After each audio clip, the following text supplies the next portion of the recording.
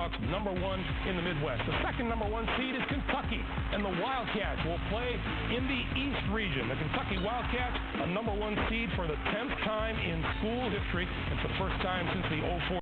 Let's run down the East region. These games to be played Thursday and Saturday in New Orleans. And the top seed overall in the East, the Kentucky Wildcats. Coach John Calipari's team, winners of the SEC Tournament Championship as well as the regular season title. The Wildcats have won 13 of their last 14 entering the NCAA tournament. Who do they meet? The Buccaneers out of East Tennessee State. First team out of the Atlantic Sun. Coach Murray Bartow's team gets the Kentucky Wildcats. The loss of 4 starters from last year's tournament team. They had to overcome that, and they're in the tournament. The 8th seed in the East, the Texas Longhorns.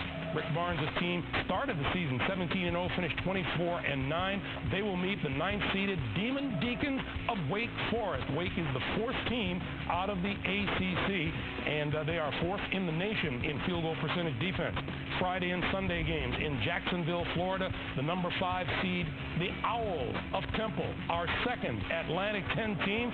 There's Coach Fran Dunphy's team waiting and watching and seeing, and I'm going to guess a celebration of some sort. Coach Fran Dunphy, Atlantic 10 Coach of the Year. His Owls want to share the Atlantic 10 regular season title.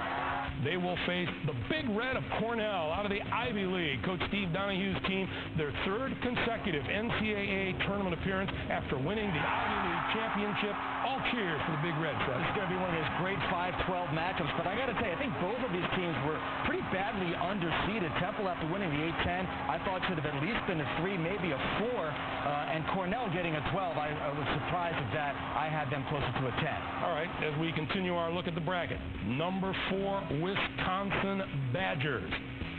4th seed, 4th team out of the Big Ten. Bo Ryan's club beat 3 AP Top 10 teams this season. They'll meet number 13, Wofford, the Terriers, out of the Southern Conference, playing in their first ever NCAA tournament after winning the Southern Conference tournament with a 13-game winning streak. Think they're happy in South Carolina? Friday and Sunday games now in Buffalo, New York. The 2nd seed.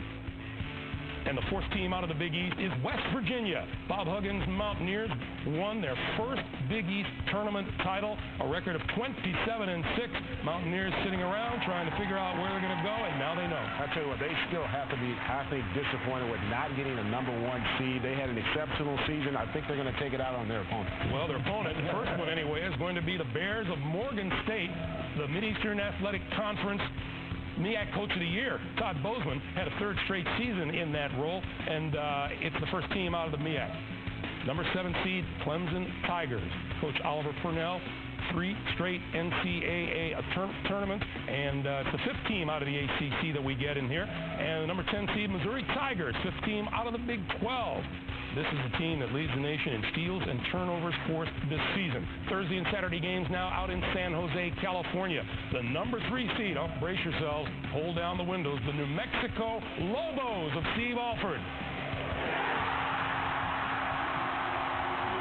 Set a school record for wins this season with 29 of them, 29-4 on the year. They're the 4th team out of the Mountain West. Who do they play? They get the Grizzlies out of the Big Sky Conference. The Grizzlies overcame a 22-point deficit to top number 1 seed Weber State and win the Big Sky Tournament Championship game by a point. The 6th seed Golden Eagles of Marquette, our 5th Big East team. They finished the season winning 6 out of 8 games, and Marquette Golden Eagles and their followers sitting around and waiting and watching, and there they are.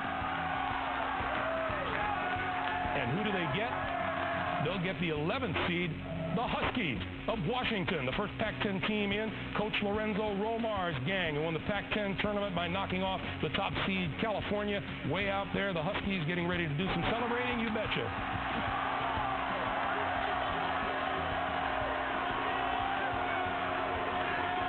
So that's a rundown of the East bracket. Let's take a long look at it. Greg, start from the top. Well, for me, Kentucky, obviously that number 1 seed. I expect them to have a decent run. Texas is one of the teams that we don't know. They've been an enigma all season long for me. You talked about Cornell and Temple. To me, I think that's a really interesting matchup. I like Temple in that game. Cornell and Washington both won their conference tournament, so no bubble teams in this bracket. I think this is a brutal road for Kentucky, quite frankly. A lot of physical teams in this bracket, looking potentially against Texas in the second round or Temple and Wisconsin. That's tough, not to mention West Virginia potentially in the regional final, but I think the dangerous team on this side of the bracket is Marquette. A great guard matchup between them and New Mexico. I think Marquette wins that game. I do. I'm agreeing with you there. With New Mexico, though, I should say I'm not going to agree with you. I like New Mexico in that game simply because they're a very good passing team. They have tremendous quickness, and they rebound the ball well for an undersized team. All right, guys. Now there is just